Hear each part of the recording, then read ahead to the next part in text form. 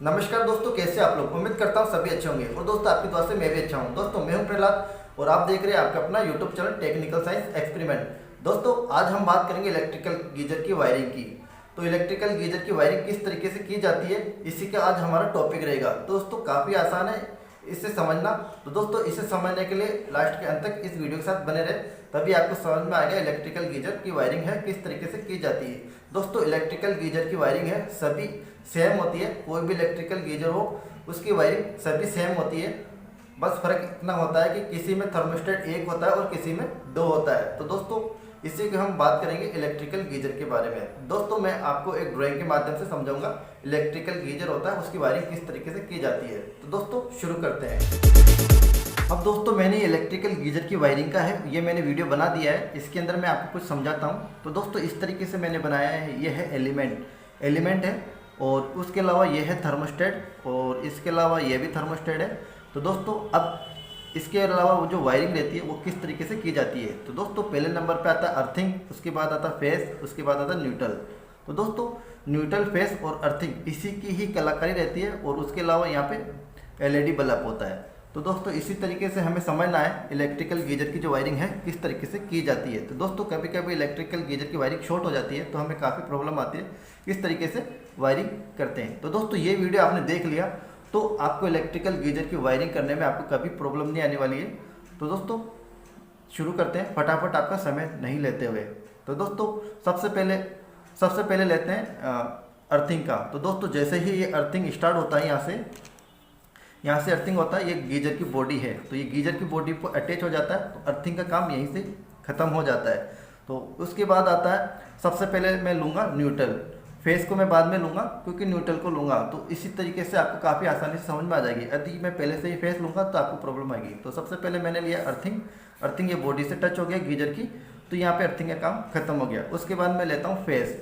First number पे मैंने ये लिया, सेकंड नंबर पे मैं न्यूट्रल लेता हूँ। तो न्यूट्रल लेना है हमें सीधा एलिमेंट पे। तो ये एलिमेंट की तरफ जा रहा है, ये सीधा एलिमेंट का एक टर्मिनल है उसे कनेक्ट कर देना है। तो न्यूट्रल का काम यहाँ पे खत्म हो गया। तो न्यूट्रल का काम खत्म, अर्थिंग का काम खत्म हो गया, न्यूट्रल का काम खत्म हो गया। उसके बाद हम बढ़ते हैं फेस की तरफ। तो फेस हमारा ये है पी से फेस। तो हमारा फेस जा रहा है सबसे पहले इस तरीके से 90 डिग्री थर्मोस्टेट पे। हमेशा याद रखें फेस जो स्टार्टिंग में होता है 90 डिग्री थर्मोस्टेट पे ही जाएगा। तो यहाँ पे 90 डिग्री थर्मोस्टेट है। जो ये कट ऑफ होता है इसके बारे में आपको बाद में बताऊंगा। तो ये 90 डिग्री थर्मोस्टेट पे हमें कनेक्ट कर लेना है। उसके बाद 90 डिग्री से आउटपुट होता है हमारा 45 डिग्री पे।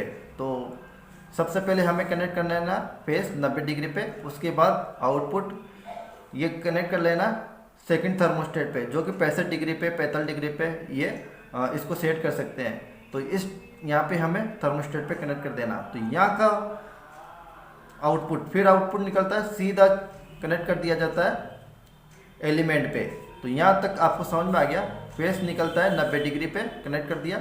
उसके बाद जो सेकंड टर्मिनल रहता है थर्मोस्टेट का वो 45 डिग्री थर्मोस्टेट पे कनेक्ट कर दिया जाता है। फिर सेकंड टर्मिनल रहता है 45 डिग्री थर्मोस्टेट का, तो ये सीधा एलिमेंट पे कनेक्ट कर दिया जाता है। ये फर्स्ट टर्मिनल, सेकंड टर्मिनल, इसका फर्स्ट टर्मिनल, इसका सेकंड टर्मिनल और ये एलिमेंट का फर्स्ट टर्मिनल सेकंड टर्मिनल। तो हमें यहाँ पे कनेक्ट कर दिया फेस। तो यहाँ पे इसको मिल गया फेस। तो दोस्तों यहाँ पे फेस तो मिल गया, ठीक है। अब हम बात करते हैं इसकी जो सप्लाई है किस तरीके से जाती है। तो दोस्तों न्यूट्रल तो डायरेक्ट जा ही रहा है तो इसमें कोई दिक्कत नहीं है। अर्थिंग है ये कनेक्ट हो गया, इसमें कोई प्रॉब्लम नहीं है। अब यहाँ पे फेस है तो सबसे पहले फेस जाता है। तो फेस थर्मोस्टेट के द्वारा 45 डिग्री पे जाता है और 45 डिग्री से ये एलिमेंट को। तो यहाँ पे 65 डिग्री मैंने यहाँ पे लिख रखा है 65 डिग्री। तो 65 डिग्री से ऊपर ये थर्मोस्टेट गर्म होता है। तो 65 से ये 80 के बीच जाता है तो ये थर्मोस्टेट कट ऑफ हो जाता है, मतलब इस लाइन को ये कट कर देता है, ये कट कर देता है। तो जैसे ही ये 65 तक आता है तो ये 65 के आने के बाद थर्मोस्टेट वापस ऑन हो जाता है। मतलब फिर से मैं एक बार बता देता हूँ, यहाँ पे मैंने लिख रखा है 65 डिग्री। तो इसको मैंने 65 डिग्री पे सेट कर रखा है इस थर्मोस्टेट को। तो ये 65 से ऊपर जाता है तो ये थर्मोस्टेट ऑफ हो जाता है। ऑफ होने के बाद एलिमेंट ठंडा होता है। जब तक ये 65 डिग्री से नीचे नहीं आता, 65 डिग्री से नीचे आता थर्मोस्टेट, ये ऑन हो जाता है, उसके बाद ये ऑन हो जाता है, तो इसका काम इतना ही है। उसके बाद यदि ये थर्मोस्टेट ख़राब हो जाता है, ये थर्मोस्टेट यदि ख़राब हो गया तो ये हमेशा ऑन ही रहेगा, ऑन ही रहेगा हमेशा। तो ये 80 90 कितने पे भी 90 भी चला गया तो भी ये ऑफ नहीं हो रहा है, ठीक है। 85 भी चले गया तो भी ये बंद नहीं हो रहा, कट नहीं हो रहा है, तो ये इस स्थिति में इसको माना जाएगा ये ख़राब है, ठीक है। उसके बाद सेकंड थर्मोस्टेट, यदि ये 90 डिग्री तक 90 डिग्री से ऊपर गर्म होता है पानी आपका ये एलिमेंट, तो ये कट होगा सेकंड, ये सेकंड नंबर पे ये थर्मोस्टेट कट होगा मतलब ये ऑफ हो जाएगा, ऑफ हो जाएगा। और ये 90 डिग्री से नीचे आता है ये थर्मोस्टेट, इसका टेम्परेचर, तो ये वापस ऑन हो जाएगा, ऑन हो जाएगा। तो इसका ये काम है, तो ये सेफ्टी का फर्स्ट नंबर पे है। और ये यदि ये ख़राब हो जाता है तो सेकंड नंबर पे ये काम करता है, तो ये है। तो यदि ये भी ख़राब हो जाता है तो हमें थर्मोस्टेट दोनों ही चेंज करने पड़ते हैं।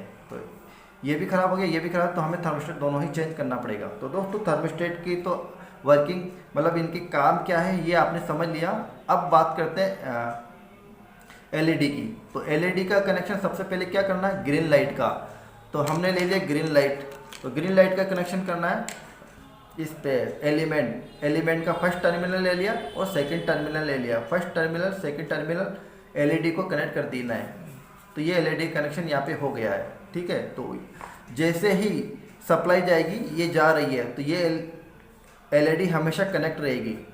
तो यहाँ से सप्लाई जा रही है और यहाँ से सप्लाई जा रही है, तो ये एलईडी हमेशा कनेक्ट रहेगी। तो एलईडी हो गया, इस फर्स्ट एलईडी का कनेक्शन हो गया। अब सेकंड एलईडी की बात करते हैं। तो सेकंड एलईडी का ये है सेकंड एलईडी, तो ये है रेड कलर की एलईडी। तो रेड कलर की एलईडी 90 डिग्री का सेकंड टर्मिनल से हमें कनेक्ट करना है और सीधा एलिमेंट के टर्मिनल जो न्यूट्रल का टर्मिनल से कनेक्ट करना है। तो यहाँ पे न्यूट्रल हो गया, एक तो एलईडी का टर्मिनल हो गया और दूसरा टर्मिनल हो गया दूसरी एलईडी का। तो ये कनेक्ट करना है हमें 90 डिग्री का सेकंड टर्मिनल पे। तो ये इस तरीके से कनेक्ट होना है। तो यदि अब दोस्तों यहाँ पे इस एलईडी का काम यह है, यदि मान लो यहाँ पे ये कट हो गया, ये कट हो जाता है, उस स्थिति में ये वाली एलईडी ऑन हो जाती है। किस तरीके से, तो यहाँ पे फेस आया और यहाँ पे फेस आया, तो यहाँ पे ये ऑफ हो गया, यहाँ से कट हो गई सप्लाई, तो कट हो गई।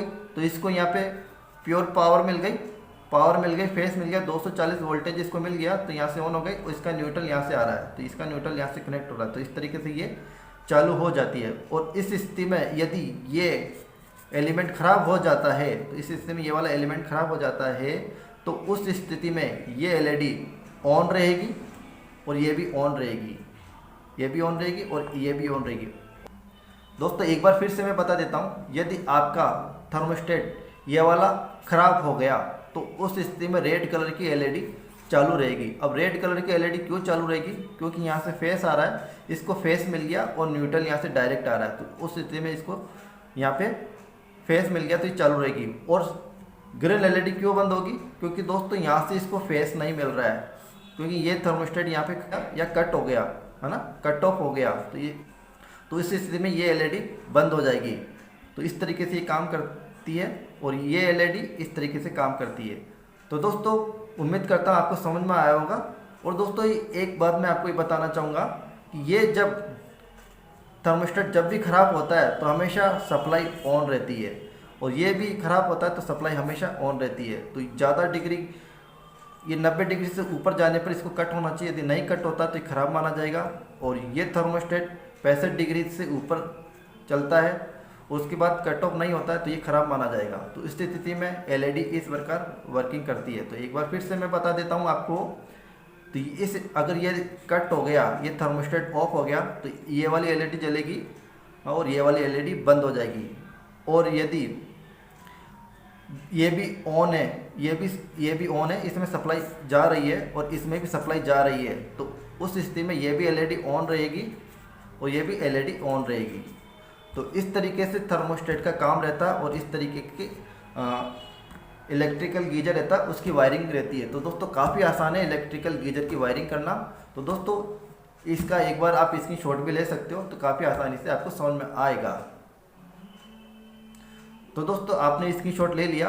जब भी आपको प्रॉब्लम आए तो इस स्थिति में इस एलिमेंट का वीडियो या इस ड्राइंग आप देख करके आसानी से कर सकते हो। तो दोस्तों उम्मीद करता हूँ आपको ये वीडियो समझ में आएगा। तो जो यदि आपके समझ में आया तो आप मुझे जरूर बताएं। जब तक के लिए दोस्तों आज के लिए इतना ही। Okay, thank you, bye.